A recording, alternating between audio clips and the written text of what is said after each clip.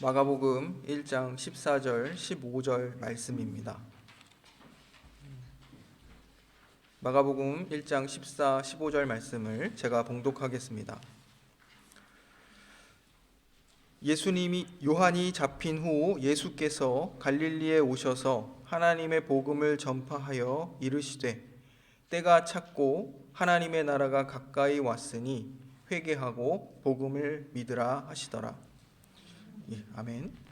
함께 읽은 말씀은 이제 예수님께서 오셔서 하나님의 나라를 선포하시고 또 회개를 촉구하시고 또 복음을 믿을 것을 이렇게 선포하셨던 이 마가복음의 이 도입부의 부분을 읽었습니다.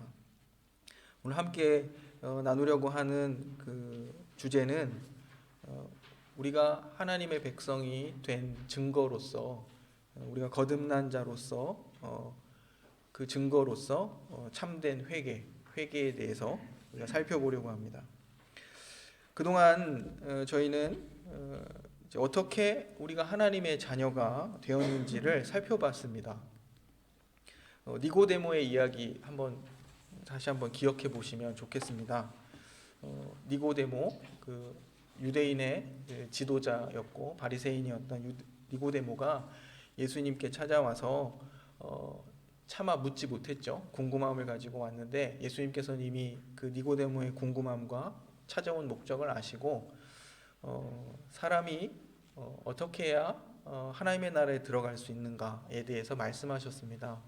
그런데 그것은 사람의 힘으로 되어지는 것이 아니다, 이렇게 말씀하셨습니다. 그래서 요한복음에 보면 구원은 하나님의 일하심이고 또 그래서 그것을 위로부터 태어났다 혹은 다시 태어났다, 성령으로 태어났다, 이렇게 표현하는 것을 우리가 살펴봤습니다.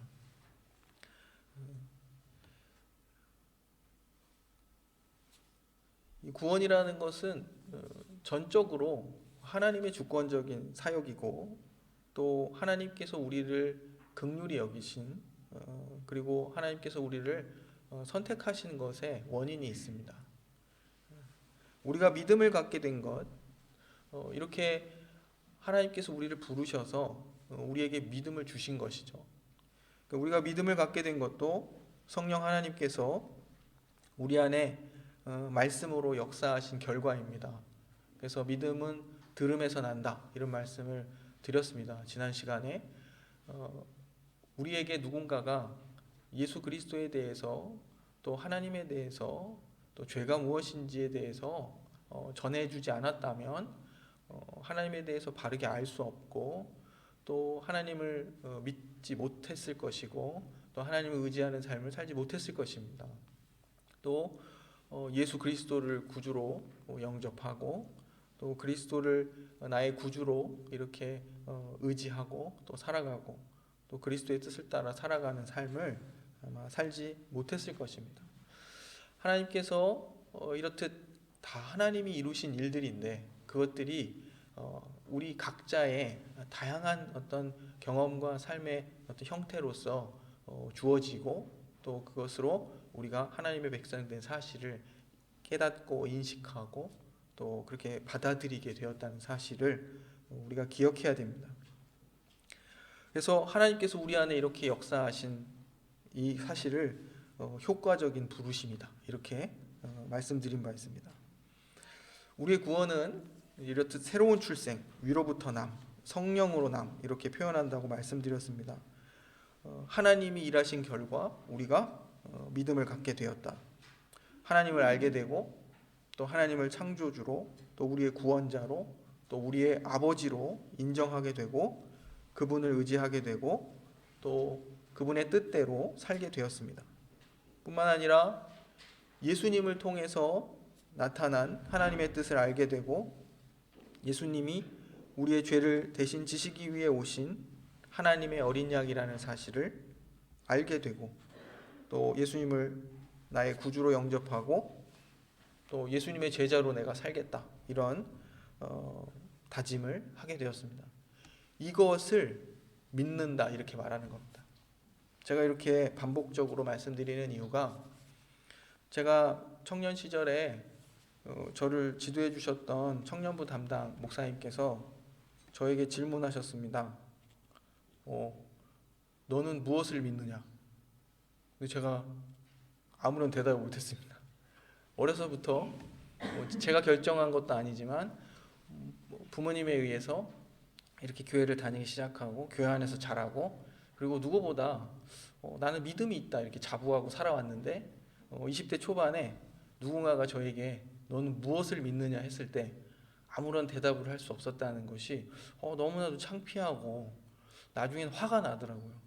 화가 났습니다. 창피하고 화가 나서 잠이 안 올 정도로 나는 그동안 뭘 믿었는가, 나는 나의 신앙을 단 한 문장으로도 말할 수 없다니, 이런 그런 경험이 있었습니다. 그때는 청소년 시절에는 하나님을 내가 잘 믿고 있다고 생각했습니다. 그런데요, 특이한 것은 내가 잘 믿고 있다고 생각했는데 좌절이 많았습니다. 늘 신앙의 만족과 기쁨이 아니라 내가 잘 믿고 있는데 좌절이 많았습니다. 그래서 그 사실을 나중에 청년 때 알게 됐는데요, 내 힘을 의지하고 또 내가 노력해서 열심히 한번 믿어보려고 했던 것 같아요.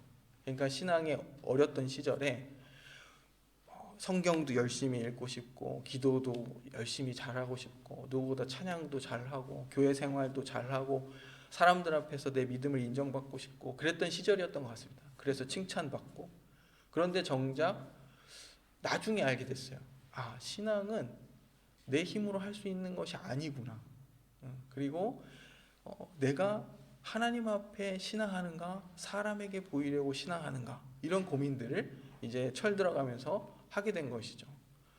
그래서 어떤 목사님께서 그런 말씀하셨어요. 좌절은 교만의 또 다른 모습이라. 왜 좌절을 하냐면 하나님 앞에 좀 근사하게 나가고 싶은 거예요. 나도 좀 잘한 것 같고, 그리고 하나님도 이 정도면 칭찬해 주실 것 같고 하는 그런 정도의 상태로 내가 하나님 앞에 서고 싶은 것이죠. 그런데 우리는 그럴 수 없습니다. 그리고 우리가 생각하는 그러한 신앙의 기준들이 아주 기본적이고 반드시 해야 되는 것이지만 전부가 아닙니다. 예배를 잘 드리고 말씀을 열심히 묵상하고 또 기도하고 또 많은 이들을 돕고 구제하고 이런 삶들 당연히 해야 되는 일이고 하지만 그 삶이 전부가 아니라는 것이죠. 그것을 누구 앞에서 하고 있느냐, 이런 질문을 해야 되는 것입니다. 나를 위해 하는 것인가? 사람들에게 보이기 위해 하는 것인가? 정말 하나님 앞에서 이것이 나의 삶이기에 당연한 것이기에 하는 것인가?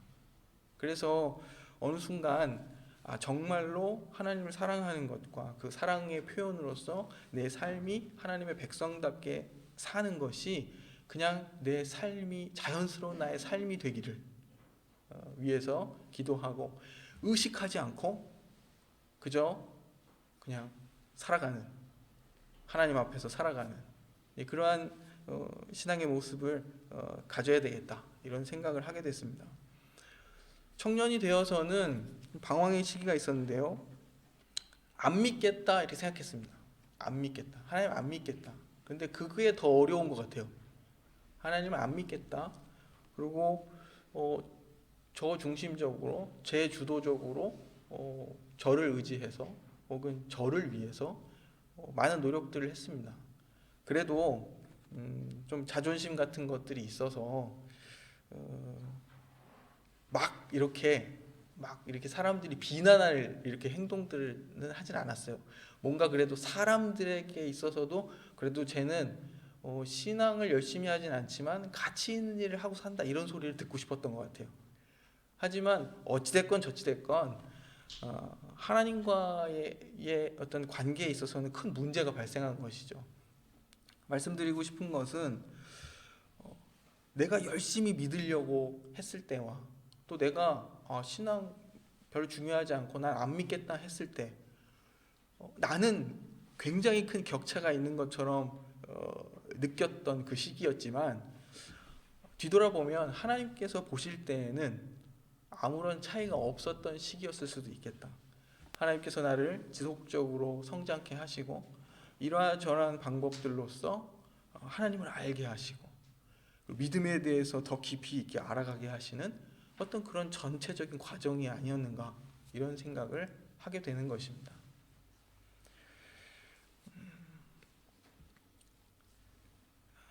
참된 믿음으로 지난 시간에 저희가 참된 믿음에 대해서 살펴봤는데, 참된 믿음은 어떤 지성적 측면이 있다고 말씀드렸습니다. 하나님에 대한 지식을 알아야 하기 때문이죠. 그래서 이 믿음의 지식은 그냥 머리로 아는 지식이 아닙니다. 실천적 지식입니다.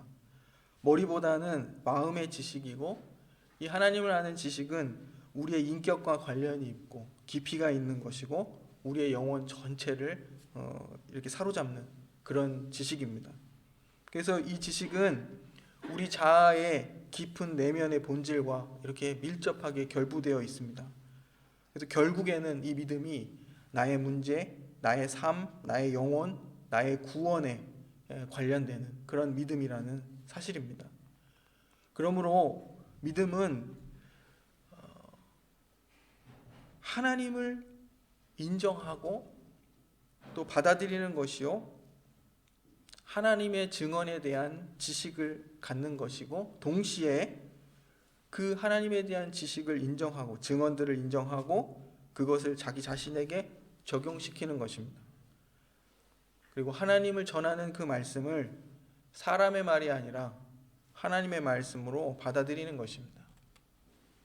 하나님께서 성령을 통해 우리에게 이렇듯 하나님의 말씀을 들려주실 때에 그것이 우리 안에 자리 잡고 받아들여지고, 그리고 그 말씀대로 살기를 다짐하는 것까지가 믿음이라는 것입니다. 하나님께서 이렇듯 믿음을 주시면 이제 나타나는 어떤 열매가 있습니다. 어떤 그 다른 뒤따르는 어떤 다음 단계의 어떤 증거들이 있는데, 그것이 오늘 전하려고 하는 회개입니다. 회개는 전제가 있죠. 회개는 뉘우치고 후회하는 것이잖아요. 그렇기 때문에 회개를 하려면 나의 죄, 그리고 내가 죄인이라는 사실을 인식하는 것이 앞서야 됩니다. 근데 이것이 그냥 우리가 어떤 의지를 가져서 되는 일은 아닙니다. 믿음은 그것을 듣고 안다는 차원에서 지성적 측면이 있었는데, 회개는 좀 의지적 측면이 있어요. 우리의 의지의 방향이 바뀌고 우리의 내면이 변화한다는 차원에서 의지적인 측면이 있는데, 그 의지를 우리가 발휘하는 것은 또한 아닙니다. 그래서 어려운 것이에요. 이러한 지금 접근은 나를 되돌아보아서 어떻게 하나님께서 나를 부르셨는가를 확인하는 그러한 접근 방식입니다. 회개란 말씀드린 것처럼 구원을 얻는 믿음을 전제로 하고 구원 얻는 믿음의 열매입니다. 그 결과로 따라오는 것이라 이것입니다. 믿음이 지성적인 면에서 우리가 다시 태어난 것에 대한 열매인 것처럼, 회개는 의지적인 면에서 나타나는 우리가 새 생명을 가졌다는 또 다른 증거입니다. 회개가 우리의 의지적인 변화를 뜻하기 때문입니다. 우리 수요일날 공부하고 있는, 아직 배우진 않았는데 소요리문답 이제 87문에 보면 생명에 이르게 하는 회개에 대한 질문이 나타납니다. 생명에 이르게 하는 회개가 무엇입니까? 그 답은 이렇습니다.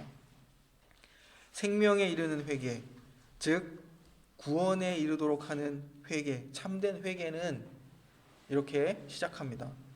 그것은 무엇이냐면 하나님의 은혜다. 첫 번째 전제가 회개하기 위해서는, 회개하는 것은 하나님의 은혜다. 그리고 이로써 죄인이 자기 죄를 바로 아는 것이다. 그리고 그리스도 안에 있는 하나님의 자비를 깨달아 자기 죄를 슬퍼하고 미워하고, 그리고 그 죄에서 떠나 하나님께로 돌아가고, 마침내 굳은 결심과 노력으로 그 말씀과 하나님께 새롭게 순종하는 것이다. 이렇게 말하고 있습니다. 그런데 여기서 중요한 것은 우리가 회개에서 의롭다함을 받은 것이 아니라 우리가 구원받았기 때문에 회개하게 되었다는 사실입니다. 우리가 회개하기에 앞서 성령께서 우리 안에 역사하셔서 우리로 하여금 믿음을 갖게 하시고 우리가 죄인됨을 알게 하시고 그리고 우리의 죄를 진심으로 뉘우치고 회개하게 됐다. 이런 뜻입니다. 생명에 이르는 회개라 이렇게 말하니까 내가 무엇을 해야 하는 것으로 생각할 수 있는데 그런 것이 아닙니다. 회개는 어떤 내면적인 변화와 그리고 행실의 변화를 동반합니다. 우리의 속사람이 새로워지고 또 우리의 삶의 모든 전반이 새로워지는 것을 말하는 것입니다. 그런데 어떤 사람들은 이 내면의 변화만을 중시하고 그리고 겉으로 드러나는 삶의 변화를 무시하는 경향들이 교회사 속에 있었습니다. 우리 앞선 믿음의 선지들 가운데 우리 가운데도 있죠. 그런데 또 한편으로는 이 내면적인 변화에 대해서는 관심을 갖지 않고 그냥 겉으로의 어떤 외형적 변화만을 중시하는 그런 일들이 있었습니다. 예를 들면 죄를 지었는데 그냥 보속하고 끝나는 방식 있죠. 죄를 지으면 깊이 뉘우침과 돌이킴이 동반돼야 그것이 참된 회개인데 그냥 몇 가지 일을 하면 죄사함을 받았다 이렇게 해주는 것이에요. 이건 굉장히 외형적으로 치우친 것이고 어떤 경우에는 내면의 변화를 강조하고 삶의 변화는 동반되지 않는 그런 회개의 모습들이 있다 이것입니다.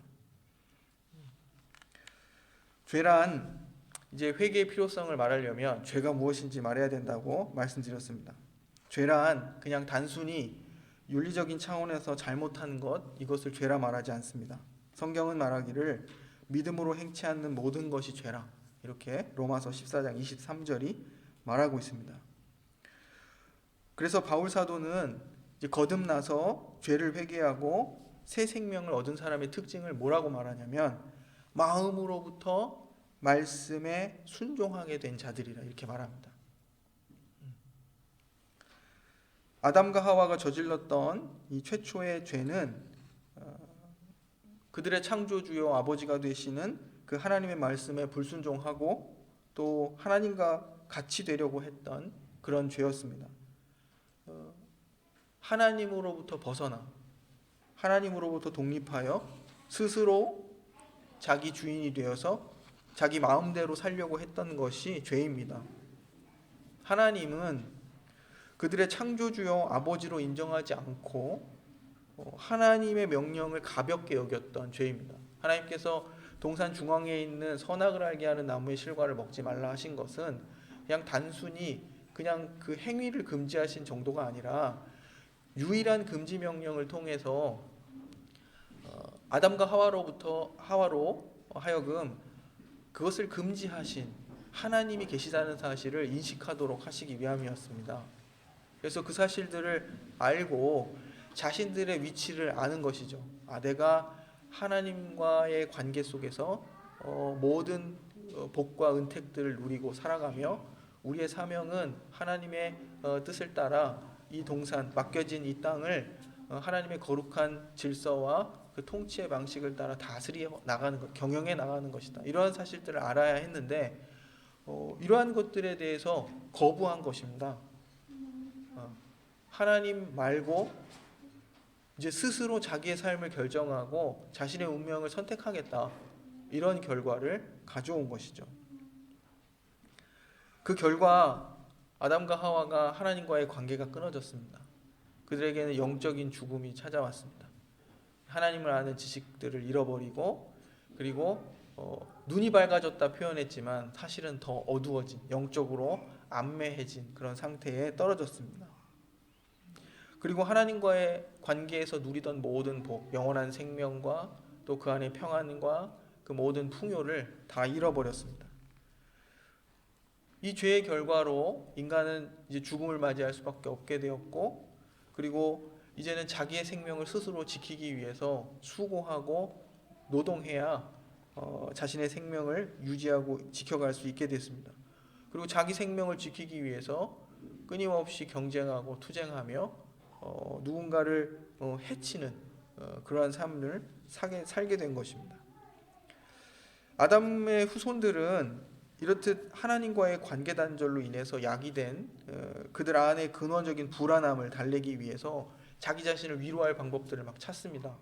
그래서 인간들은 쾌락을 추구합니다. 다양한 방식들로. 그래서 아담의 후손들을 보면 두발가인 이런 사람들은 무기를 만들고 이게 철로서 이런 사람들이었었고, 담을 쌓습니다. 이렇게 성을 짓고 자기를 지키기 위해서.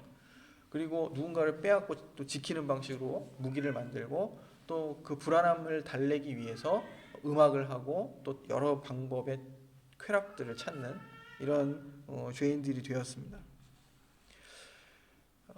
이게 창세기로부터 우리가 알 수 있는 그 죄의 기원에 대한 이야기들입니다.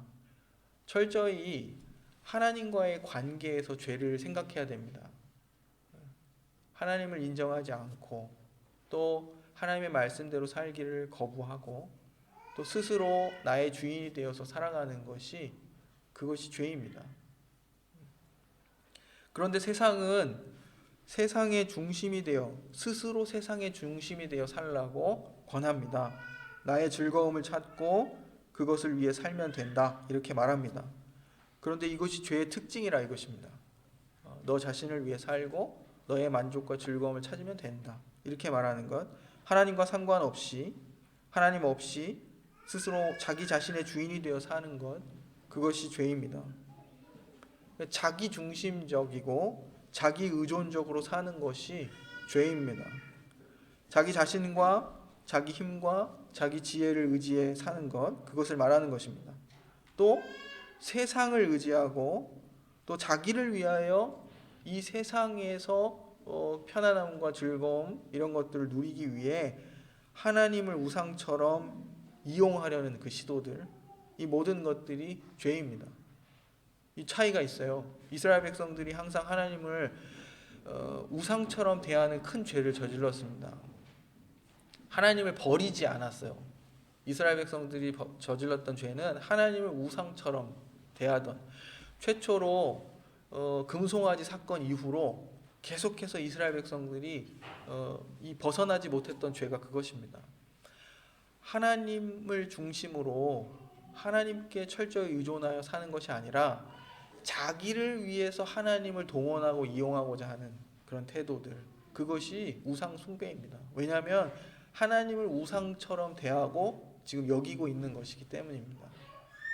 하나님께서는 우리에게 지금 이 개정개혁판 말고 이전의 개혁판 성경에서 사람 막대기와 인생 채찍으로 우리의 길을 이렇게 인도하셔서 우리로 하여금 더욱 하나님을 경외하고 하나님을 알아가도록 하신다, 이렇게 말씀하십니다. 하나님은 단순히 이 세상에서 우리가 편안하게 살고 행복하게 살고 뭘 많이 얻고 잘 되고 이런 것들을 목적으로 우리를 부르신 것이 아닙니다. 하나님은 우리가 하나님을 더 깊이 알고 하나님의 뜻을 따라 살도록 하기 위해서 우리를 부르셨습니다. 그래서 그 가운데 형통한 길을 여실 때도 있고 고난의 길을 걷도록 하실 때도 있습니다. 이 모든 것들을 통해서 하나님은 자기 자신의 영광을 드러내시고 하나님의 뜻을 이 땅 가운데 나타내시는 것, 그것이 하나님이 우리를 부르신 목적입니다.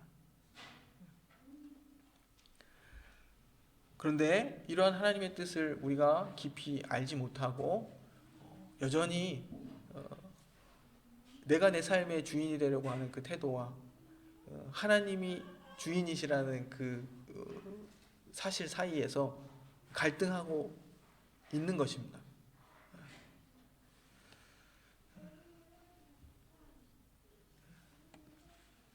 회개란 앞서 이미 말씀을 드렸는데요, 우리 내면의 변화, 우리의 영적인 변화, 그것은 우리의 인격과 기질의 변화를 다 포함합니다. 이렇듯 회개는 우리 내면의 변화와 또 그 내면의 변화가 수반하는 또 외적인 변화, 우리의 삶 전반과 우리의 행실의 변화, 이것을 다 포함하는 것입니다. 회개라는 말은 회개, 뉘우침과 후회, 그리고 돌이키라는 말이 이렇게 같이 다 포함되는 그런 뜻입니다. 그래서 우리가 깊이 우리의 죄를 인식하고 뉘우치고 하나님 중심적으로 살지 못하는 모든 것, 그것이 죄라는 사실을 분명히 인식하고, 그리고 우리의 삶의 방향을 돌이켜서 정말 하나님의 뜻대로 순종하고 살려고 하고 우리의 삶을 그렇게 끌어가는 것, 이것까지를 포함해서 이것이 참된 회개라 이렇게 말씀드리는 것입니다. 성경에 보면 후회와 뉘우침을 이렇게 보이는 사람들은 많이 있습니다. 죄를 짓고 후회하고 뉘우쳐요. 그런데 어떤 차이가 있냐면 참된 회개와 죄의 결과로서 나타나는 어떤 나쁜 결과와 부끄러움, 그냥 이것 때문에 후회하는 것은 그냥 진짜 일반적인 후회와 뉘우침입니다. 그런데 참된 회개는 하나님과의 관계에서 자기 죄를 바라보는 것입니다. 나의 이 죄로 인해서 하나님의 진노를 유발시켰다는 사실, 내가 하나님 앞에 범죄하였다는 사실을 깨닫고 그것으로 인하여 아파하고 슬퍼하고, 그래서 그 죄를 미워하고, 이렇게 되는 것이 참된 회개입니다. 그래서 시편 51편에 보면 다윗이 범죄하고 나서 하나님 앞에서 내가 범죄하였다 이렇게 말합니다. 성경의 여러 곳에서 그런 표현들이 있습니다. 내가 하나님의 목전에서 범죄하였다. 물론 우리가 사람과의 관계에서 범죄를 저질렀다고 했을 때 그것은 그 사람에 대해서 죄를 저지른 것이죠. 그것에 대한 반드시 어떤 회개와 보상과 그의 적절한 처벌이 있어야 됩니다. 그런데 궁극적으로 이 범죄는 하나님 앞에서 저질렀다는 것입니다. 그래서 아까 내면적인 변화만 중요시하는 사람들은 어떻습니까? 사람과의 관계에서 범죄를 저질렀는데 그 사람과의 사이에서 발생한 갈등과 상처 이런 것들은 제끼고 하나님과 해결하면 된다 이렇게 생각하는 거예요. 거꾸로 외형적으로만 해결하려는 사람들은 돈으로 배상하고 사과하고 사람과의 관계로 끝냅니다. 그런데 그것이 하나님을 진노하게 했다는 사실을 인식하지 못하는 것이죠.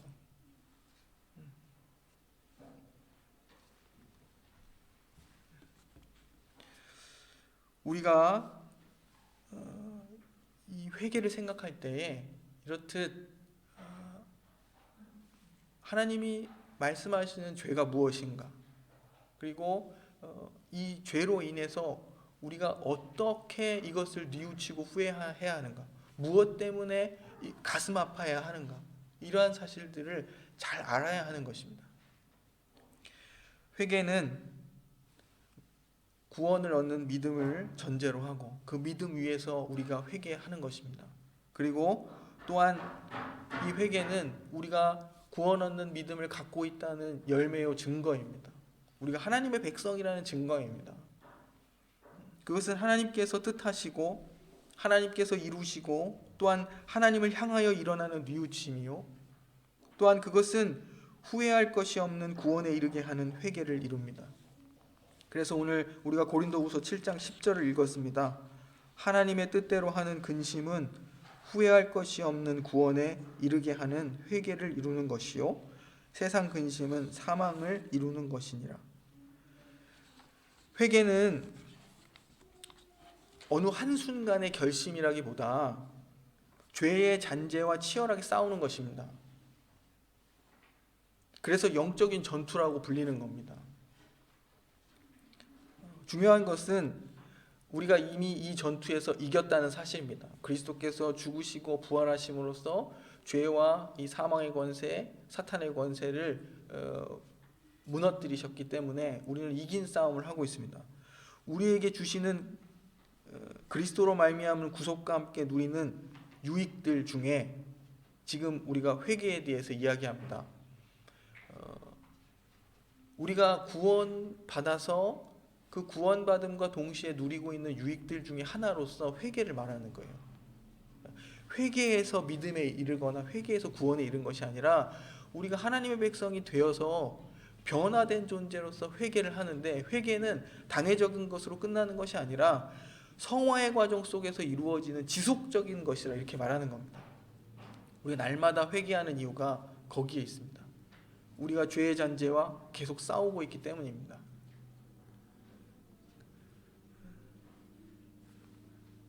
그냥 가슴을 치고 후회하고 괴로워하는 회개에서 그치는 것이 아니라 지금 말씀드리는 회개는 우리가 새로운 생명을 받아서 이제는 그 생명을 누리고 살아간다는 측면에서 말씀드리는 겁니다. 날마다 죄에 대하여 죽고 의에 대하여 점점 더 살아가는 그러한 거룩한 백성으로서의 삶, 그 삶 속에 지금 회개가 들어있는 것입니다. 내가 이 모든 죄들이 하나님과의 관계에서 벌어지는 일들이었다는 사실을 인식하는 것, 그것을 말씀드립니다. 이것은 결국 이 싸움은 우리에게 하나님께서 유익을 주시기 위해서 하도록 하시는 그런 싸움입니다. 회개는 하나님께서 조성하신 구원의 은혜로서 이 회개는 우리 죄의 끔찍함을 보고 인식하고 또 느낀다는 것은 단순히 보는 것에 그치는 것이 아니라 느끼는 것입니다. 아파하고 슬퍼하는 것입니다. 그리고 이해하는 것입니다. 특히 그리스도를 이해하는 것입니다. 그리스도 안에 나타난 하나님의 자비를 이해하는 것입니다. 그래서 자기의 죄를 몹시 슬퍼하는 것입니다. 그리고 그 죄를 미워한다는 것은 적극적으로 배척한다는 것입니다. 그리고 행동으로서 돌이키고 또 돌이켰으면 목적을 가지고 나아가야 되는데 어디로 가는가? 그것은 새로운 순종의 길로 하나님과 동행하는 길로 나아가는 것입니다. 그리고 끊임없이 그것을 위해 애쓰는 것입니다. 이 모든 것이 회개에 다 포함되는 것입니다. 그리고 이 모든 것이 다 하나님께서 우리에게 주신 것입니다. 이 회개가 나의 자랑과 의의가 돼서는 또한 안 됩니다. 그래서 말씀드린 거죠. 좌절도 교만의 또 한 양상이라. 그래서 중요한 것은 우리의 무능함과 무지함과 할 수 없음에 대한 인식 속에서 그럼에도 불구하고 하나님께서 우리 안에 선한 일들을 이루시고 하나님이 기뻐하시는 선택들을 하게 하시고 심지어 의식하지 않고 살아감에도 불구하고 하나님을 사랑하고 또 내 형제와 이웃들을 배려하고 살도록 이끌어 가시는 이 놀라운 사실들을 우리가 알아야 되는 것입니다. 성령과 말씀으로 우리를 비추지 않으셨다면 우리는 회개가 불가능한 사람들입니다. 우리는 죄를 알지도 못했으며 또 어떤 회개의 시작도 하지 못했을 것입니다. 그래서 우리는 그리스도의 생명을 이루거나 혹은 성화를 온전히 이루기는커녕 그것을 시작할 수도 없는 그런 사람들임에도 불구하고 하나님께서 이 모든 것을 주시고 우리를 이끌어 가십니다. 그래서 우리가 회개했고 또 생명에 이르게 되었고 지금 거룩한 백성으로서의 삶을 걷게 되는 것입니다. 그래서 우리를 가리켜 성도라 이렇게 부릅니다. 우리가 자신의 성화를 위해 애쓰는 이 수고가 가능한 것은 우리의 의의와 혹은 우리의 어떤 능력이 아니라 그 수고가 하나님께서 우리들 속에 이루시는 일이기 때문에 그것이 가능한 것입니다. 그래서 마지막으로 말씀드립니다. 저는 말씀을 맡은 자로서 여러분들께 말씀드립니다. 회개하십시오. 돌이키십시오. 점점 더 죄에 대해 죽고 점점 더 의에 대해 사는 영적 싸움을 계속해 나가십시오. 나의 삶의 주인은 나라는 그 사탄의 속임을 물리치십시오. 하나님 외에 다른 것을 의지하는 것은 죄입니다. 하나님을 이용하려고 우상처럼 대하는 것은 죄입니다.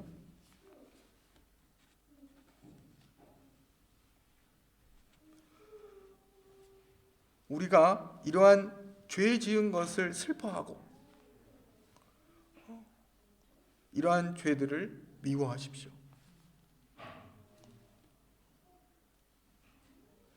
죄에서 떠나 하나님께로 돌이키십시오. 이러한 회개가 우리의 영혼을 유익하게 할 것입니다. 기도하겠습니다.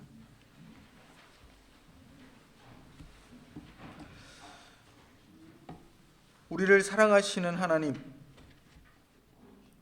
회개가 불가능한 우리들에게 성령과 말씀의 빛을 비추셔서 우리가 죄인임을 알게 하시고 우리의 죄를 슬퍼하고 미워하게 하시고 돌이켜 하나님의 뜻을 이루며 살게 하시니 감사합니다. 이 회개의 삶이 죄의 잔재와 치열하게 싸우는 영적 싸움임을 우리가 알아서 이 싸움을 끊임없이 싸워 나아갈 수 있도록 인도해 주옵소서. 주께서 우리를 이끄시고 우리 안에 이 모든 일을 이루시는 줄을 믿고 죄를 뉘우치고 미워하고 또 의를 사랑하고 행하는 이 영적 싸움을 계속해 가도록 도와주옵소서. 예수님의 이름으로 기도드립니다. 아멘.